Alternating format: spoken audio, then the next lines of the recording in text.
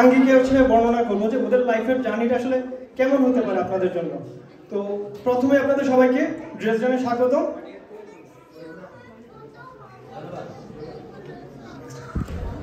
So আমি শুরু করছি।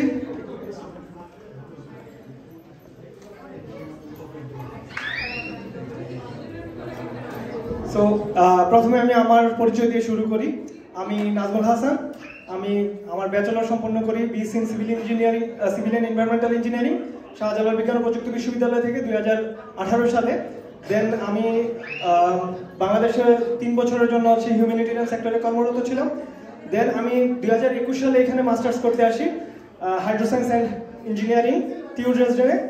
অবশেষে আমি আমার মাস্টার্স সম্পন্ন করি গত বছর অগাস্টে, এবং এই বছর জানুয়ারি থেকে আমি প্রজেক্ট ইঞ্জিনিয়ার হিসেবে কর্মরত আছি কার্বোকন গেম্বিয়াতে, যেখানে আমরা মূলত কাজ করি কার্বন কংক্রিট নিয়ে। আর এখন হচ্ছে যারা এখানে ড্রেসডেনে আসতেছে স্টুডেন্ট হিসাবে, সবার প্রথমে সবচেয়ে বড় যে প্রশ্নটা থাকে যে ভাই জব কোথায় পাবো, as a student job or যাই হোক, সবচেয়ে বড় প্রশ্ন আমার জব কোথায় পাবো। সো আমি এরপরে যাচ্ছি যে কি এখানে অনেক ধরনের জবের স্কোপ আছে, আমাদের কি কি জব আমাদের এখানে অ্যাভেলেবল আছে। সো সবার প্রথমে থাকে যেটা হচ্ছে মিনি জব বা part time job, for example as a delivery or super মার্কেটগুলোতে, ওয়্যার হাউসে। দেন আরেকটা যেটা থাকে হচ্ছে এসএইচকে অর ডাব্লিউএইচকে হিসেবে ইউনিভার্সিটিতে রিসার্চ গ্রুপগুলোতে। থার্ড থাকে হচ্ছে বিভিন্ন কোম্পানিতে ওয়ার্কিং স্টুডেন্ট হিসেবে। অ্যান্ড ফাইনালি ইন্টার্নশিপ, অনেক সময় পেইড হয়, নন পেইড হয়, তবে এটা মূলত ম্যাক্সিমাম ক্ষেত্রে দেখা যায় যে থার্ড বা ফোর্থ সেমিস্টার দিকে যে হয়ে থাকে। অ্যান্ড দেন আমি প্রথমে যাচ্ছি হচ্ছে পার্ট টাইম এবং মিনি জবের আমাদের যে স্কোপগুলো আছে এবং কোথায় কোথায় এগুলো অ্যাভেলেবল আছে, কিভাবে পাওয়া যেতে পারে। সো ফার্স্ট স্কোপ হচ্ছে মেনলি ডেলিভারি। এখানে ফুড ডেলিভারির অপশন আছে, অনেক সময় গ্রোসারি ডেলিভারির অপশন আছে। এটা অনেক বড় একটা জায়গা জুড়ে এই কর্মক্ষেত্রটা বিস্তৃত থাকে। দেন হচ্ছে আমাদের যে ক্লদিং স্টোরগুলো, ওগুলোর হচ্ছে ইন স্টোর এবং হচ্ছে ওয়্যার হাউস, দুই জায়গাতে হচ্ছে এখানে প্রচুর কর্মক্ষেত্র আছে। দেন হচ্ছে warehouse, for example Amazon, DHL বা ইউপিএস, এদের ওয়্যার হাউসগুলোতে আমার বেশ কিছু কাজের কর্মক্ষেত্র আছে। দেন হচ্ছে রেস্টুরেন্টের ক্ষেত্রে আমার হচ্ছে কিচেনের জব থাকে, প্লাস হচ্ছে ফ্রন্টেও থাকে, আবার অনেক সময় অ্যাট দ্য এন্ডে ক্লিনিং বেশ কিছু জব অ্যাভেলেবল থাকে। সো এবং এই জবগুলো আসলে কোথায় অ্যাভেলেবল আছে, আমি এখন প্রথমে যাচ্ছি জেনারেল যে জব পোর্টালগুলোতে। সো সবচেয়ে বেশি যেটাতে অ্যাভেলেবল থাকে সেটা হচ্ছে ইনডিড। আমার হচ্ছে এখানে কিউআর কোডগুলো দেয়া আছে একটা জব পোর্টালে। সো চাইলে আপনারা এখান থেকে স্ক্যান করে হচ্ছে ওগুলা থেকে পরবর্তীতে আবেদন করতে পারেন। অ্যান্ড দেন হচ্ছে স্টেপস্টোন। ইনডিড এবং স্টেপস্টোন দুইটা similar kind of things, similar just different platform. ওখানে হচ্ছে সব ধরনের জবই অ্যাভেলেবল থাকে। থার্ড হচ্ছে জেন জব। তো জেন জবটা হচ্ছে ইনডিড এবং স্টেপস্টোন থেকে কিছুটা ডিফারেন্ট। জেন জবে হচ্ছে মূলত হচ্ছে স্মল কন্ট্রাক্টের জব থাকে। ফর এক্সাম্পল আমার কোনো একটা স্টোরে হচ্ছে জাস্ট আজকের জন্য ওদের কিছু মানুষ দরকার, তো তখন হচ্ছে ওরা ওখানটাতে অ্যাডভার্টাইজ করে। আর সেটার জন্য আপনারা যে কাজ করতে পারেন, জেন জবে একটা অ্যাকাউন্ট খুলে রাখতে পারেন। সেখান থেকে যখনই হচ্ছে অ্যাভেলেবল কোনো শিফট আসবে আপনারা সেটার জন্য বুক দিয়ে রাখতে পারেন। আর থার্ড হচ্ছে উমজুকটা হচ্ছে অনেক সময় হচ্ছে মানুষজন বাসা পরিবর্তন, উমজুকে বেশ কিছু সাইট আছে, উমজুক লিখে সার্চ দিয়ে হচ্ছে ওখানে রেজিস্ট্রেশন করে রাখতে পারেন। দেন মোস্ট অফ দ্য টাইম এগুলো হচ্ছে উইকেন্ডে হয়, মানুষজন যখন হচ্ছে বাসা শিফট করে জাস্ট সকালবেলা কিছু সময়ের জন্য জাস্ট ওদেরকে শিফটিংয়ে হেল্প করা। সো এটা হচ্ছে একটা এডিশনাল ইনকাম হিসেবেও আসতে পারে। অ্যান্ড দেন হচ্ছে ওয়্যার হাউসের জবগুলো, অ্যামাজন আছে, ইউপিএস আছে। এই ওয়্যার হাউসের জবগুলো most of the time indeed এবং স্টেপস্টোনে অ্যাভেলেবল থাকে এদের জব অ্যাডভার্টাইজমেন্টগুলো। দেন হচ্ছে যেটা বলছিলাম যে ডেলিভারি জবটা হচ্ছে ম্যাক্সিমাম ক্ষেত্রে অনেক জায়গা জুড়ে অ্যাভেলেবল থাকে। এর মধ্যে লিফারান্দোতে হচ্ছে মোর দেন প্রায় 500-র উপরে হচ্ছে ওদের রাইডার এই মুহূর্তে শুধুমাত্র ড্রেসডেনেই আছে। সো এদের একটু উইন্টারে একটু কষ্ট হয়, বাট আমি বলবো যে এজ এ স্টুডেন্ট অবস্থার কারণে এটা ফ্লেক্সিবল আওয়ার থাকে। আপনি চাইলে হচ্ছে সারাদিন ক্লাস করে বিকালের পরে রাত পর্যন্ত হচ্ছে এগুলো শিফট করা যায়। সো এক্ষেত্রে এটা একটা ভালো সুবিধা। ফ্লিঙ্ক এবং Lieferando similar kind of thing, but ফ্লিঙ্কের হচ্ছে ফিক্সড একটা হচ্ছে ওয়্যার হাউস থাকে, আপনি ওয়্যার হাউস থেকে গ্রোসারি আইটেম পিক করে মানুষের বাসায় পর্যন্ত পৌঁছে দেয়। এবং ফ্লিঙ্কে শুধুমাত্র রাইডার না, ফ্লিঙ্কে আবার হচ্ছে ইন স্টোরেও হচ্ছে ওদের পিকার হিসাবে জব অ্যাভেলেবল আছে। সো ওইটাতেও আপনারা অ্যাপ্লাই করতে পারেন। অ্যান্ড থার্ড হচ্ছে ভোল্ট আর হচ্ছে লিফারান্দো সিমিলার কাইন্ড, বাট ভোল্টের একটু অসুবিধা হচ্ছে ভোল্টের নিজস্ব বাইক দেয় না ওরা। ভোল্টের ক্ষেত্রে হচ্ছে বাইকটা নিজের হইতে হবে, এটুকুই। দেন হচ্ছে রেস্টুরেন্টে, সো রেস্টুরেন্টগুলো হচ্ছে যেরকম বেশ কিছু রেস্টুরেন্ট আছে যাদের নিজস্ব ডেলিভারি সার্ভিস থাকে, for example Pizza Hut, বাপিয়ানো, so ওদের হচ্ছে নিজস্ব। এই জবগুলো অবশ্য ওদের সাথে সরাসরি কন্ট্রাক্ট করে, ওদের পোর্টালে যে অথবা ওদের সাথে সরাসরি কন্ট্রাক্ট করে আপনারা এটা খোঁজ করতে পারেন। থার্ড হচ্ছে হিলি জবগুলো, যেটা সো সবচেয়ে বড় যে জিনিসটা হচ্ছে টিউডি জব পোর্টালে, এটা আমি যে কিউআর কোডটা দেওয়া আছে এটা হচ্ছে সরাসরি টিউ ড্রেসডেনের ওয়েবসাইটে ওদের যে জব পোর্টালটা স্টুডেন্ট জবদের জন্য। সো এখানে হচ্ছে বিভিন্ন ইনস্টিটিউট থেকে এটা সবসময় হচ্ছে আপডেট করা হয়, রেগুলার ওখানে আপডেট রাখা দরকার। কিন্তু অনেক সময় দেখা যায় যে জব পোর্টালে কোনো অ্যাডভার্টাইজমেন্ট নাই, বাট তারপরেও বেশ কিছু অপরচুনিটি ওখানে যারা হচ্ছে রিসার্চ অ্যাসোসিয়েট হিসেবে জব করতেছেন, ওনাদের রিসার্চার ওনাদের আন্ডারে কিছু জব থাকে, সো ওনারা সরাসরি দেখা যায় যে যদি ওনাদের কাছে অ্যাভেলেবল কোনো অ্যাপ্লিকেন্ট থাকে, ওনারা সেটা হচ্ছে ফর্মাল জব অ্যাডভার্টাইজমেন্টে যান না, তো তখন ওনারা সরাসরি পার্সোনাল কন্ট্রাক্টে। সো সেটার ক্ষেত্রে আমি বলতে পারি যে ইন্ডিভিজুয়াল ইনস্টিটিউটের পোর্টালগুলো আপনারা চেক করতে পারেন, সেইখান থেকে কি কি যারা যারা রিসার্চ অ্যাসোসিয়েট আছে এবং ওনাদের যে রিসার্চ এরিয়াগুলো কোন কোন টপিকে রিসার্চ হচ্ছে সেটা যদি আপনার ইন্টারেস্টের সাথে বা আপনার স্কিল সেটের সাথে অ্যালাইন হয়, আপনারা সুন্দর করে গুছিয়ে একটা কভার লেটার লিখে আপনার ইন্টারেস্ট শো করে এবং আপনার কি কি স্কিলগুলা ওই প্রজেক্টের সাথে অ্যালাইন হচ্ছে সেভাবে কন্ট্যাক্ট করে আপনি মেল করতে পারেন। সো সেক্ষেত্রে আমি একটা পরামর্শ দিব যে একটা প্রজেক্টে দেখা যাচ্ছে যে মাল্টিপল পার্সন রিসার্চার কাজ করতেছেন, সো এট এ টাইমে আপনারা একটা সিঙ্গেল প্রজেক্টে যদি 4 জন রিসার্চার কাজ করতে থাকেন, 4 জনকে এট এ টাইমে আসলে মেল দেওয়া উচিত হবে না। ওই রিসার্চ গ্রুপের যে হেড আছে ওনাকে হচ্ছে মেলটা দিবেন। অনেক সময় ওরা দেখে যে বা একই ইনস্টিটিউটে 3টা ডিফারেন্ট প্রজেক্ট চলতেছে, সো এট এ টাইমে যদি 3টা ডিফারেন্ট প্রজেক্টে আপনি ইন্টারেস্ট শো করেন, তখন তাদের কাছে মনে হয় যে না, ওর ইন্টারেস্টটা স্পেসিফিক না। সো যদি অ্যালাইন থাকে যে 3টা সিমিলারিটি আছে, সেক্ষেত্রে 3টাতেই হচ্ছে আপনি অ্যাপ্লাই করতে পারেন। বা যদি মনে হয় যে না 3টা ডিফারেন্ট, বাট কারণ ওনাদের মধ্যে হচ্ছে আলোচনা হয় যে একটা স্টুডেন্ট অ্যাপ্লাই করতেছে, তো দেখা গেল যে সেম স্টুডেন্ট ডিফারেন্ট টপিকের জন্য অ্যাপ্লাই করতেছে, সো ওদের কাছে মনে হয় যে না তার আসলে ইন্টারেস্টটা ডেভিয়েট হচ্ছে, ফিক্সড ইন্টারেস্ট না। অ্যান্ড সেইটার ক্ষেত্রে আমি বলবো যে একটা ভালো সিভি এবং হচ্ছে যে হচ্ছে আপনার কভার লেটারটা সেটা খুব সুন্দর করে গুছিয়ে লিখবেন।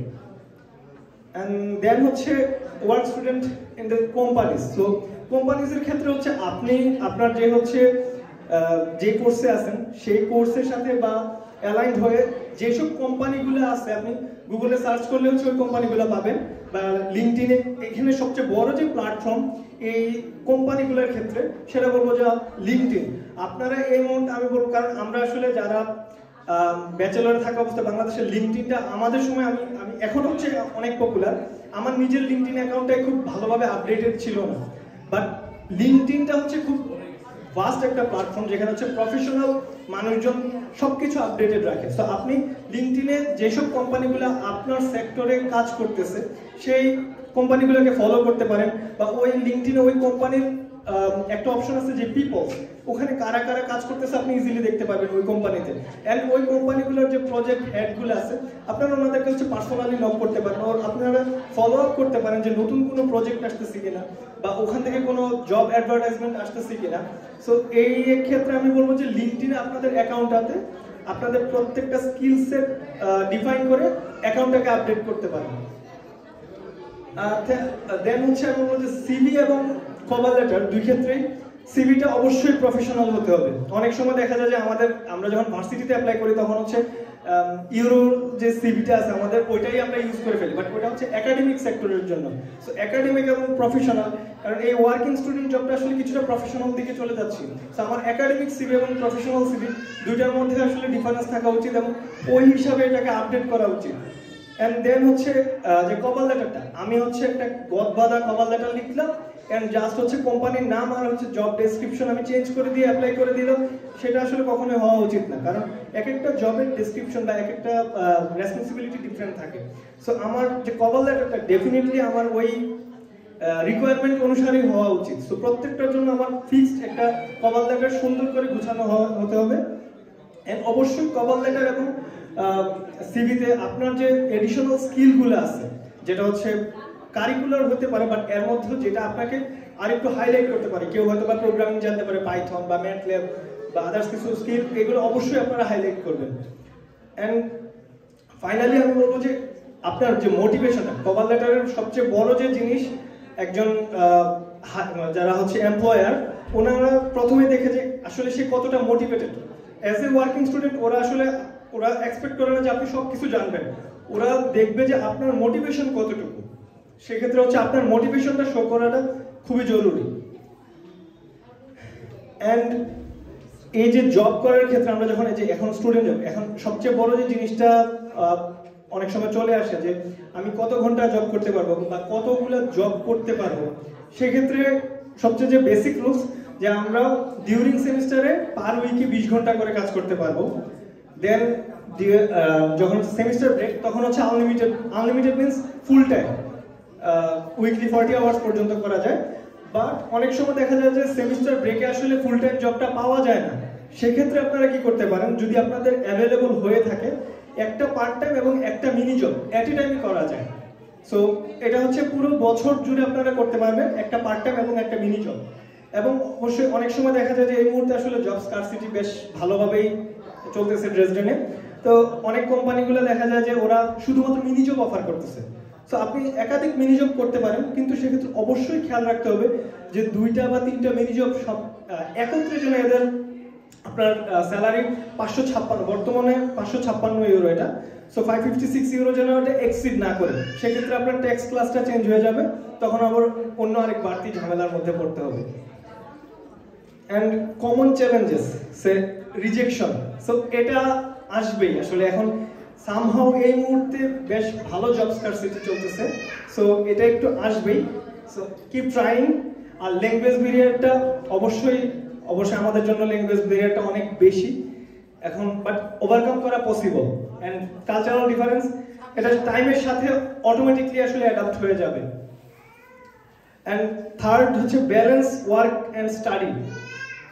শুধুমাত্র কাজ করবেন, স্টাডির দিকে মনোযোগ দিবেন না, সেটাও করা যাবে না। আর অবশ্যই আমাদের টাকা দরকার, আমরা কাজ করতে হবে, কিন্তু পড়াশোনাটা আসলে ঠিক মতো চালাই যেতে হবে। অনেক সময় আমাদের বলে যে সিজিপিএ ডাজন্ট ম্যাটার অথবা result doesn't matter, but actually it matters. কারণ অ্যাট দ্য এন্ডে আপনি যখন হচ্ছে প্রফেশনাল ফুললি পড়াশোনাটা শেষ করতে যাবেন, তখন আপনাকে অবশ্যই শো করতে হবে যে আই হ্যাভ সামথিং। আইদার আপনার রেজাল্ট অর আপনার থিসিস অর প্রজেক্ট ওয়ার্ক, কিছু একটা শো করতে হবে। এন্ড অবশ্যই ছোট থেকে শুরু করতে হবে, যে স্টার্ট স্মল, দেন হচ্ছে আপনার নেটওয়ার্ক বিল্ড করতে হবে, যে step by step. Then be patient. And also এখানে আমাদের অনেক প্রফেশনাল সিনিয়ররা আছেন, তাদের সাথে আপনারা যে কোনো সময় পরামর্শ করতে পারেন, যে কোনো সময় তাদের সাথে আলোচনা করতে পারেন যে ভাই নেক্সট স্টেপ কি হবে। একটা জব সার্কুলার দেখলেন যে আমি অ্যাপ্লিকেশন রেডি করছি, সিভি রেডি করছি, মোটিভেশনাল রেডি করছি, যে একটু দেখে দেন, একটু প্রুফ রিড করে দেন যে এটা ঠিক আছে কিনা। এন্ড আমি কোয়েশ্চেন পর্ব যাওয়ার আগে আরেকটা জিনিস আমি আসলে আগে স্কিপ করে গিয়েছিলাম, এটার আগে, যে সেটা হচ্ছে অনেক সময় দেখা যায় যে আমরা একটা সেক্টরে আসছি, একটা বিষয় নিয়ে পড়াশোনা করতেছি, কিন্তু ওইটার আসলে জব স্কোপটা খুব বেশি নাই। সো সেক্ষেত্রে আসলে জব স্কোপ চেঞ্জ করা যায়। আমি আমার এক্সপিরিয়েন্স থেকে যদি বলি, আমি সিভিল এনভায়রনমেন্টাল ইঞ্জিনিয়ার, আমি সিভিল ইঞ্জিনিয়ার। আমি বাংলাদেশে জব করছিলাম হচ্ছে হিউম্যানিটেরিয়ান সেক্টরে, এনজিওতে। এখানে যখন এখানে আসি হচ্ছে হাইড্রো সায়েন্স, যেটা হচ্ছে টোটালি ওয়াটারে। তো যখন আমি 3rd সেমিস্টারে আমি আইডেন্টিফাই করলাম হাইড্রো সায়েন্সে আসলে আমার নিজের ইন্টারেস্ট নাই, বা আমি নিজে খুব বেশি ইন্টারেস্ট গ্রো করতে পারি নাই, এটার প্রতি স্কিল আমার অত বাড়ে নাই। বাট আমার স্ট্রাকচারের দিকে, যদিও আমি কখনোই প্রফেশনালি আগে স্ট্রাকচারাল ইঞ্জিনিয়ার ছিলাম না, তো এইখানে আমি চেষ্টা করতে থাকলাম যে অ্যাজ এ স্ট্রাকচারাল ইঞ্জিনিয়ারিং এর উপর আমি কিভাবে থিসিস একটা করা যায় কিনা। সেক্ষেত্রে হচ্ছে আমার ওয়াইফ আছে ওখানে, মিতাম, কারণ সে হচ্ছে এখানে মাস্টার্স করতে আসছে স্ট্রাকচারাল ইঞ্জিনিয়ার যে অ্যাক্সেস কোর্সটাতে।